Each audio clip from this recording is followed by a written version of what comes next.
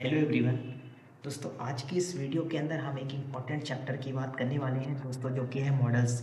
ये दोस्तों मॉडल का लेक्चर नंबर 1 है। और दोस्तों इस वीडियो के अंदर हम लोग जो मॉडल्स पढ़ेंगे वो हम लोग पढ़ेंगे ऑल कॉम्पिटिटिव एग्जाम के पर्सपेक्टिव से। यानी इस वीडियो के अंदर आप यदि मॉडल पढ़ते हैं दोस्तों, हम इन मॉडल्स की वीडियोस को कई पार्ट में अपलोड करेंगे, क्योंकि मॉडल चैप्टर बड़ा चैप्टर है और किसी भी कंपटीशन एग्ज़ाम में ये पूछा जाता है। इसके अलावा बोर्ड के एग्ज़ाम में भी पूछा जाता है। तो हम कोशिश करेंगे कि इन वीडियोस के अंदर हम बेसिक से एडवांस लेवल तक के मॉडल को कवर करें। और दोस्तों इन लेक्चर्स को आप ध्यान से देखिए और एक एक पार्ट्स आप सीखते चले जाइए। जितने पार्ट्स मैं मॉडल्स के अपलोड करूँगा आप सीखते चले जाइए। कोई भी कॉम्पिटिशन एग्ज़ाम आप दे रहे हैं, हर एक कॉम्पिटिशन एग्ज़ाम के लिए मॉडल्स के ये वीडियोज़ आपके लिए काफ़ी ज़्यादा इंपॉर्टेंट होने वाले हैं।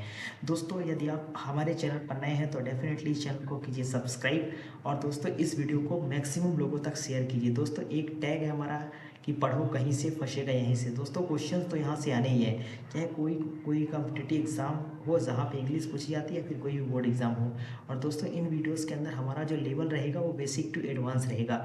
चलिए दोस्तों, जैसा कि आप देखते हैं कि हम हर वीडियोस के अंदर एक कोड से शुरू करते हैं कि वही उसी के सीक्वेंस में हम पहले कोट बोलेंगे, इसके बाद अपना कॉन्सेप्ट स्टार्ट करेंगे। ठीक है। लक्ष्य ज़्यादा दूर नहीं, बस अपनी रफ्तार थोड़ी तेज करनी है। लक्ष्य ज़्यादा दूर नहीं, बस अपनी रफ्तार थोड़ी तेज करनी है। आज खामोशी से पढ़कर कल अपनी सफलता की कहानी लिखनी है। आज खामोशी से पढ़कर कल अपनी सफलता की कहानी लिखनी है। तो चलिए दोस्तों हम लोग मॉडल चैप्टर स्टार्ट करते हैं।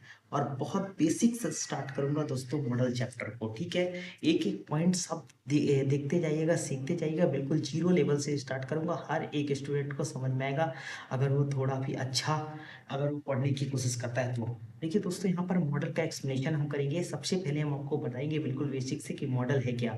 दोस्तों जब भी हम मॉडल की बात करते हैं ना, तो मॉडल दोस्तों सबसे पहले आप जान लीजिए, मॉडल जो है वो दोस्तों हेल्पिंग वर्ब का काम करता है। मॉडल एक तरह की क्या होती है, मॉडल एक तरह का हेल्पिंग वर्ब होता है। ठीक है। Modal is used as a helping verb, यानी इसीलिए हम इसको दोस्तों, ये हेल्पिंग वर्ब है इसीलिए दोस्तों हम इसको मॉडल ऑक्सिलरी भी कहते हैं। ये दोस्तों यह एक हेल्पिंग वर्ब है, इसीलिए हम दोस्तों इसीलिए हम लोग इसे जो है वो मॉडल ऑक्सिलरी भी कहते हैं। ऑक्सिलरी वर्ब का मतलब आपको पता है कि ऑक्सिलरी वर्ब मतलब हेल्पिंग वर्ब होता है। तो सबसे पहली बात, मॉडल एक तरह का हेल्पिंग वर्ब होता है। अब दोस्तों मैं आपको इसकी डेफिनेशन बता देता हूँ। मॉडल जो है वो ऐसी हेल्पिंग वर्ब्स होती हैं, मॉडल ऑक्सिलरी ऐसी हेल्पिंग वर्ब्स होती हैं, नोट करते चलिए। ऐसी मॉडल ऑक्सिलरी ऐसी हेल्पिंग वर्ब्स होती हैं जो कि मैं कह सकता हूँ that represent that represent the that represent the that represent the mood off the speaker that represent the mode of the speaker है। चलिए सीखना स्टार्ट कीजिए दोस्तों। जब भी हम मॉडल की बात करते हैं तो मॉडल ऑक्सिलरी ये ऐसी हेल्पिंग वर्ब होती हैं जो स्पीकर के मूड को रिप्रेजेंट करती हैं। दोस्तों मूड का मतलब समझिए, मूड का मतलब होता है दोस्तों एटीट्यूड। ठीक है। मूड का मतलब क्या होता है, एटीट्यूड। और एटीट्यूड का मतलब क्या होता है, एटीट्यूड का मतलब होता है दोस्तों पॉइंट ऑफ व्यू। एटीट्यूड का मतलब होता है point of view at a point of time. Point of view at a point of time, ये मतलब होता है दोस्तों एटीट्यूड का। इसका मतलब ये हुआ, मूड का मतलब होता है एटीट्यूड और एटीट्यूड का मतलब होता है at a point of view at a point of view at a point of time. हर इंसान का एक पर्टिकुलर टाइम पर एक मूड होता है, एक एटीट्यूड होता है, जिसे मॉडल कहा जाता है। तो मॉडल ऐसी हेल्पिंग होती है दोस्तों जो स्पीकर के मूड को रिप्रेजेंट करती हैं, स्पीकर के मूड को बताने का काम करती हैं। दोस्तों इसके लिए मैं आपको एग्जाम्पल देता हूँ, कुछ एग्जाम्पल देता हूँ। जैसे कि पहला एग्जाम्पल दोस्तों मैंने लिखा आई कैन। पहला एग्जाम्पल मैंने लिखा दोस्तों आई कैन हेल्प यू। बिल्कुल ढंग से समझने की कोशिश कीजिएगा, मैं काफी आराम से इसी वजह से पढ़ रहा हूँ कि आपको एक एक चीज समझ में आए। ठीक है। I must help you. दूसरा सेंटेंस दोस्तों मैंने लिख दिया आई मस्ट हेल्प यू। दूसरा सेंटेंस मैंने लिख दिया आई मस्ट हेल्प यू। तीसरा सेंटेंस दोस्तों मैंने लिख दिया आई शैल हेल्प यू। तीसरा सेंटेंस मैंने लिख दिया आई शैल हेल्प यू। और चौथा सेंटेंस दोस्तों मैंने आपके सामने लिख दिया I will help you. I will help you.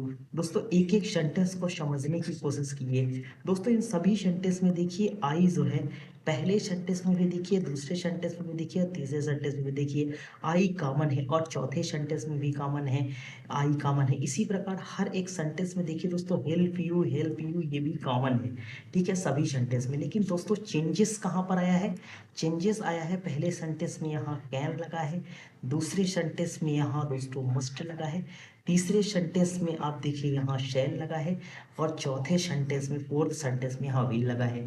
तो दोस्तों यदि मैं पहले सेंटेंस की बात करूँ तो पहले सेंटेंस में स्कैन के द्वारा दोस्तों मैं एबिलिटी बता रहा हूँ, स्कैन के द्वारा योग्यता बता रहा हूँ। दूसरे सेंटेंस में दोस्तों मूड चेंज हुआ और दूसरे सेंटेंस के बारे में मैं नेसेसिटी के बारे में बता रहा हूँ, आवश्यकता के बारे में बता रहा हूँ, ठीक है।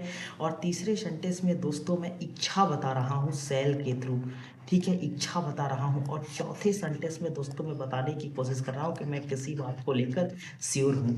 तो अब आपने देखा कैन, मस्ट, सेल और विल ये सभी की सभी हेल्पिंग वर्ब है, क्योंकि ये किस चीज़ को रिप्रेजेंट कर रही है? मूड को रिप्रेजेंट कर रही हैं। तो मॉडल हेल्पिंग वर्ब ऐसी हेल्पिंग वर्ब होती हैं जो स्पीकर के मूड को रिप्रेजेंट करती हैं। और यहाँ पर कैन, मस्ट, सेल, वुड ये सब क्या है?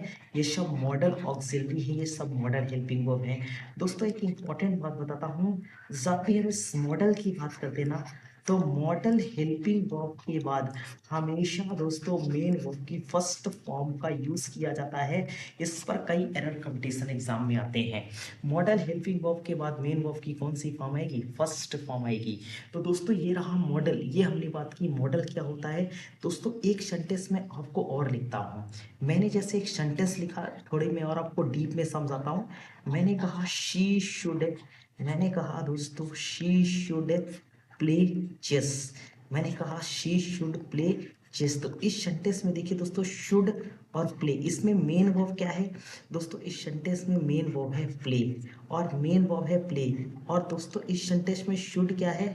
शुड जो है मूड बता रहा है। तो ये दोस्तों है मॉडल हेल्पिंग वर्ब, ठीक है। इस सवाल में देखिए इस शुड के द्वारा क्या मैं किसी एक्शन के बारे में बता रहा हूँ, किसी काम के बारे में बता रहा हूँ? नहीं, इस शुड के द्वारा मैं किसी एक्शन के बारे में नहीं बता रहा हूँ। मैं एक्शन के बारे में तो इस मेन वर्ब प्ले के थ्रू बता रहा हूँ। इसी प्रकार दोस्तों अगर मैंने कहा तो इस शुड के द्वारा क्या मैं किसी एक्शन के बारे में बता रहा हूँ? नहीं। और ना ही इस शुड के बारे में मैं किसी स्टेट के बारे में बता रहा हूँ, किसी अवस्था के बारे में बता रहा हूँ। दोस्तों जब भी हम मॉडल वर्ब की बात करते हैं तो मॉडल ऐसी हेल्पिंग वर्ब होती हैं जो ना तो हमें एक्शन बताती हैं, ना तो हमें किसी काम के बारे में बताती हैं और ना ही किसी सेंटेंस में स्टेट बताती हैं, अवस्था बताती हैं। तो फिर मॉडल क्या बताते हैं? मॉडल दोस्तों मॉडल हेल्पिंग वर्ब ऐसी हेल्पिंग वर्ब होती है जो हमें मूड बताती हैं। चलिए दो सेंटेंस लिखकर मैं आपको समझाता हूँ और अच्छे से। दोस्तों मैंने एक सेंटेंस मान लीजिए यहाँ पर लिख दिया कि does she does not play chess, she does not play chess. और दूसरा सेंटेंस मैंने पहला सेंटेंस लिख दिया दोस्तों she does not play chess. और मैंने सेकंड सेंटेंस लिखा है शी शुड, मैंने सेकंड सेंटेंस लिखा है she should not play chess. दोस्तों what is the difference between in both sentence? इन दोनों सेंटेंस में क्या डिफरेंस है गौर से देखिए। पहले सेंटेंस मैंने कहा she does not play chess, तो यहाँ पर ये डज लगा है हेल्पिंग वर्ब के रूप में, हेल्पिंग वर्ब के रूप में यहाँ डज लगा है। तो इस सेंटेंस में मैं टेंस की जानकारी दे रहा हूँ। और दूसरे सेंटेंस में हेल्पिंग वर्ब के रूप में क्या है? शुड। तो इस सेंटेंस के थ्रू मैं क्या बता रहा हूँ? मूड बता रहा हूँ। दूसरे सेंटेंस के थ्रू मैं मूड बताने की कोशिश कर रहा हूँ और पहले सेंटेंस के थ्रू मैं एक्शन बताने की कोशिश कर रहा हूँ, पहले सेंटेंस के थ्रू मैं टेंस बताने की कोशिश कर रहा हूँ। तो इस तरह से दोस्तों मैंने मॉडल के बारे में आपको समझाया। अब चलिए दोस्तों हम थोड़ा सा मॉडल के बारे में और बात करते हैं। दोस्तों जब भी हम मॉडल ऑक्सिलरी की बात करते हैं तो मॉडल ऑक्सिलरी जो होती है बेसिकली ये मॉडल हेल्पिंग वर्ब ऐसी हेल्पिंग वर्ब होती हैं दोस्तों जो दो प्रकार की होती है। नोट कीजिए, मॉडल हेल्पिंग वर्ब ऐसी हेल्पिंग वर्ब होती है दोस्तों जो दो प्रकार की होती है। पहला होता है दोस्तों प्योर मॉडल ऑक्सिलरी, पहली हेल्पिंग वर्ब लिख सकते हैं आप प्योर मॉडल ऑक्सिलरी। पहली हेल्पिंग वो होती है प्योर मॉडल ऑक्सिलरी, और दोस्तों सेकंड होती है, सेकंड को हम कहते हैं सेमी मॉडल ऑक्सिलरी, या फिर हम कहते हैं दोस्तों डिफेक्टिव मॉडल ऑक्सिलरी। ठीक है, या तो हम सेमी मॉडल ऑक्सिलरी या डिफेक्टिव। दोस्तों यहाँ पर मैं आपको समझाना चाहूँगा प्योर मॉडल ऑक्सिलरी में कौन कौन से मॉडल आते हैं। दोस्तों मे आता है, मे का फर्स्ट फॉर्म माइट आता है, ये प्योर मॉडल ऑक्सिलरी में आते हैं। प्योर मॉडल ऑक्सिलरी मतलब ऐसी ऑक्सिलरी मॉडल ऑक्सिलरी जिनमें कोई कमी नहीं है, जो अपने आप में कंप्लीट है, जो कि शुद्ध है पूरी तरीके से। ठीक है, कैन, कैन का क्या होगा, कैन का फर्स्ट कोड, ये दोस्तों मैंने मे माइट कैन कोड, ये सब के सब जितने भी मॉडल हेल्पिंग वर्ब हैं, ये सब के सब प्योर मॉडल ऑक्सिलरी में आती है। इसी प्रकार दोस्तों आता है क्या, इसी प्रकार आता है विल और वुड। मैं आपको मॉडल पूरे डिटेल में समझाऊंगा। इसी प्रकार दोस्तों आता है क्या, शैल और शुड। इसी प्रकार आप यूज कर सकते हैं शैल और शुड का। इसके अलावा दोस्तों नेक्स्ट प्योर मॉडल ऑक्सिलरी में आपका आ जाएगा मस्ट और ऑट टू। ये बहुत इंपॉर्टेंट मॉडल भी है पेपर के पॉइंट ऑफ व्यू से। मस्ट और ऑट टू बोर्ड में ऑट टू से लेकर क्वेश्चन जरूर पूछे जाते हैं। इसके अलावा दोस्तों एक मॉडल है has to, have to, has to, have to, और फिर आता है हैड टू। इन सब का सेपरेट यूसेज मैं आपको बताऊंगा आने वाली वीडियोस में। ठीक है, चलिए दोस्तों, शेमी, जब भी हम इंग्लिश में इस शेमी वर्ड की बात करते हैं ना, तो शेमी का मतलब होता है दोस्तों हाफ। सेमी का मतलब क्या होता है, हाफ। जैसे कि फाइनल के पहले क्या खेला जाता है, सेमीफाइनल खेला जाता है। तो सेमी का मतलब यहाँ क्या हो गया दोस्तों, सेमी का मतलब यहाँ होता है हाफ। इसी प्रकार दोस्तों मैथमेटिक्स में टीचर पढ़ाते समय बनाते हैं सेमी सर्कल, सेमी सर्कल। तो सेमी मतलब हाफ, आधा गोला। ठीक है, और सेमी मॉडल में सबसे इंपॉर्टेंट मॉडल क्या होता है दोस्तों, नीड होता है। सेकंड क्या होता है, सेकंड होता है डेयर। इन सब की हम अलग से यूसेज सीखेंगे, मैं आपको पहले ही बता चुका हूँ, मैं सब कुछ आपको डीप में सिखाऊंगा।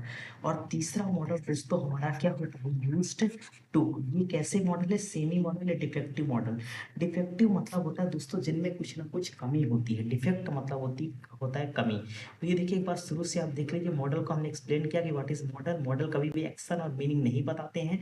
इसके अलावा दोस्तों मॉडल ऑक्सिलरी जो होती है ऐसी हेल्पिंग वर्ब होती है जो स्पीकर के मूड को रिप्रेजेंट करती है। मूड मतलब एटीट्यूड होता है, एटीट्यूड का मतलब point of view, point of time होता है। और दोस्तों हमने कुछ एग्जांपल्स लिखे, उन एग्जांपल्स के थ्रू समझा ये बात। फिर हमने बताया कि मॉडल के बाद हमेशा मेन वर्ब की फर्स्ट फॉर्म यूज की जाती है। इसके अलावा हमने एग्जांपल लिखा और ठीक ढंग से। इसके अलावा हमने देखा कि मॉडल हेल्पिंग वर्ब दो टाइप की होती हैं, पहला प्योर मॉडल और दूसरा सेमी मॉडल। इनमें सारे के सारे मॉडल्स हमने लिख लिए। अब दोस्तों चलिए अब हम थोड़ा आगे बढ़ते हैं और हम पहले यूसेज को समझने की बात करते हैं। दोस्तों सबसे पहले हम उन मॉडल की बात करेंगे जो मॉडल हमें बताएंगे क्या, जो मॉडल हमें बताते हैं परमिशन।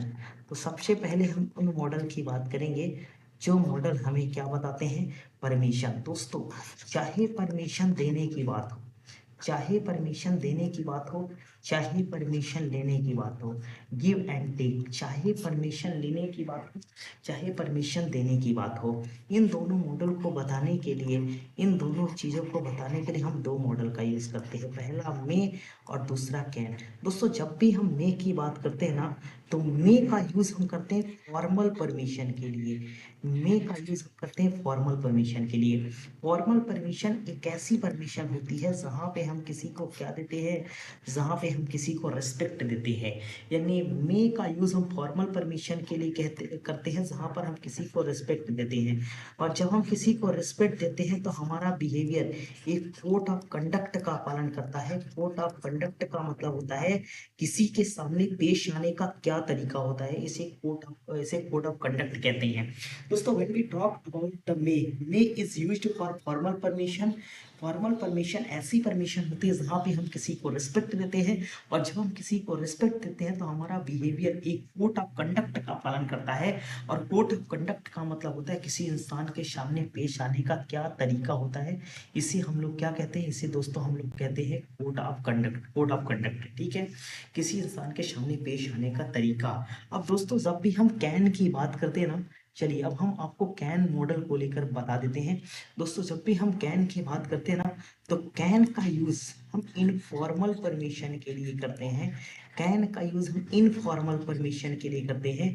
और इनफॉर्मल परमिशन से मेरा मतलब है जहाँ पे हम फ्रेंडली होकर कोई भी परमिशन देते हैं या लेते हैं, उसे हम फ्रेंडली, इसी को हम दोस्तों और क्या कह सकते हैं, इसी को हम कहते हैं कि कैजुअल। ठीक है, तो मे का यूज हम करते हैं दोस्तों कैसी परमिशन के लिए, फॉर्मल परमिशन के लिए। मे का यूज हम करते हैं कौन सी परमिशन के लिए, फॉर्मल परमिशन के लिए। और कैन का यूज हम इनफॉर्मल परमिशन के लिए करते हैं। दोस्तों इनफॉर्मल परमिशन के अंदर हमारा बिहेवियर कैसा होता है, फ्रेंडली होता है या फिर आप कह सकते हैं कैजुअल होता है। ठीक है, और मे के अंदर हम मे की जब भी हम बात करते हैं तो मे के अंदर हम फॉर्मल परमिशन की बात करते हैं, जहां पे हम किसी इंसान को रिस्पेक्ट डिलीवर करते हैं। इस सिचुएशन में हमारा बिहेवियर एक कोड ऑफ कंडक्ट का पालन करता है। यानी कि कोड ऑफ कंडक्ट का मतलब होता है किसी के सामने पेश आने का क्या तरीका होता है आपका। ठीक है, तो दोस्तों आज हमने दो मॉडल की आपसे बात की, मे और कैन। और मे और कैन को हमने आपको काफी डीप लेवल में बताने की कोशिश की है, और हमने ये कोशिश की है कि आप पूरे के पूरे कॉन्सेप्ट को अंडरस्टैंड कर पाए बहुत इजीली तरीके से, क्योंकि काफी इजी वर्ड में हमने आपको बताया है। तो चलिए दोस्तों प्रैक्टिस लगा लेते हैं। कुछ क्वेश्चंस हमने लिखे हैं और इन क्वेश्चंस की प्रैक्टिस हम करने की कोशिश करते हैं हम लोग। देखिए दोस्तों, पहला सवाल है dash I come in sir. एक बात दोस्तों बताता हूं आपको, जब भी हमारा बिहेवियर एक कोड ऑफ कंडक्ट का पालन करता है ना, तो हमारे सामने कुछ कीवर्ड होते हैं, और अगर ये कीवर्ड सेंटेंस में आ जाए तो आपको हमेशा और हमेशा मे का यूज करना है।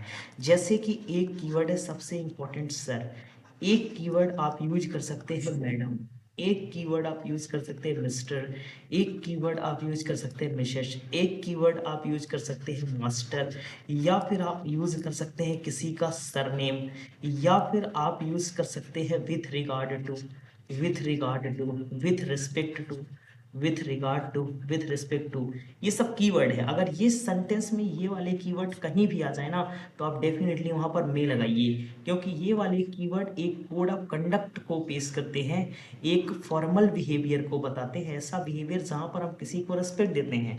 तो पहले सवाल का आंसर आप क्या लगाएंगे, मे। ठीक है, ये तो आप जनरली आप ये सेंटेंस जानते भी हैं, आप बोलते हैं स्कूलों में, मे आई कम इन सर। ठीक है, यस यू। दोस्तों जिस प्रकार से क्वेश्चन पूछा जाएगा उसी प्रकार से आंसर आपको देना होता है। तो आप कहेंगे जिस वे में क्वेश्चन पूछा जाएगा जनरली उसी वे में आंसर दिया जाता है, तो इसका आंसर भी हो जाएगा यस यू में। नेक्स्ट क्वेश्चन है दोस्तों, Rahul dash I see your books. तो देखिए दूसरे सवाल के अंदर राहुल, दोस्तों जब आप किसी इंसान का नाम लेते हैं इसका मतलब ये होता है कि आप उस इंसान के साथ फ्रेंडली हैं, और अगर आप फ्रेंडली हैं तो आपका बिहेवियर इनफॉर्मल हुआ, और इनफॉर्मल परमिशन को बताने के लिए हम कौन सा मॉडल यूज करते हैं, कैन। ठीक है, नो यू डैश, तो आप जिस वे में क्वेश्चन पूछेंगे उसी वे में आंसर दिया जाएगा, तो यहाँ पर क्या हो जाएगा, इसका आंसर कैन। ठीक है, नेक्स्ट दोस्तों लिखा है मिस्टर, और मैंने आपको बताया कि मिस्टर एक ऐसा कीवर्ड है, मिस्टर एक ऐसा कीवर्ड है जिसके आने पे आपको हमेशा आपका बिहेवियर एक कोड ऑफ कंडक्ट का पालन करेगा, और जब आपका बिहेवियर एक कोड ऑफ कंडक्ट का पालन करेगा तो वो फॉर्मल बिहेवियर हो जाएगा, फॉर्मल परमिशन हो जाएगा, और फॉर्मल परमिशन को बताने के लिए कौन सा मॉडल, मे का प्रयोग। ठीक है, अब दोस्तों यहाँ पर लिखा है आई हैव योर अटेंशन। कई बार दोस्तों आप रेलवे स्टेशन के अंदर आप ये सेंटेंस सुनते होंगे, और वहां से ये चीजें कही जाती है, मे आई हैव योर अटेंशन। तो यहाँ पर उन जो भी स्पीकर बोल रहे होते हैं उनका बिहेवियर क्या होता है, उनका बिहेवियर फॉर्मल होता है, मतलब कि एक कोड ऑफ कंडक्ट का पालन करता है। नेक्स्ट है मिस्टर गुप्ता, मिस्टर लगाए ना, तो मिस्टर एक ऐसा कीवर्ड है जो किसको बताता है, मे को बताता है। ठीक है, ऑफ कोर्स यू मे, जैसा क्वेश्चन वैसा ही आंसर। मिस्टर करण, यहाँ पर इस सेंटेंस का आंसर आपको कमेंट बॉक्स में पिन करना है कि what will be right answer, may और कैन। तो होप करता हूं दोस्तों कि आपको मे और कैन का पहला यूसेज पूरी तरीके से समझ में आया होगा, और कहीं पर किसी प्रकार का कोई डाउट नहीं हुआ होगा। बट दोस्तों यदि आपको किसी प्रकार का कोई डाउट होता है ना, तो आप कमेंट सेक्शन में पिन कर देंगे कि what will be your doubt, आपका डाउट क्या होगा या आपका डाउट क्या होना चाहिए। ठीक है, तो मैं आपको वो डाउट क्लियर कर दूंगा डेफिनेटली। ठीक से पढ़िए, इन चीज़ों को अपनी नोट्स में नोट करिए ठीक ढंग से, और डाउट के लिए आप कमेंट बॉक्स खुला हुआ, आप पिन कर सकते हैं, मैं आपके डाउट्स का डेफिनेटली रिप्लाई करूंगा। ठीक है, तो आप हमारे चैनल को सब्सक्राइब करिए और लगातार शेयर करिए। मिलते हैं आपसे नेक्स्ट वीडियो में, रखिएगा अपना ख्याल, जय हिंद।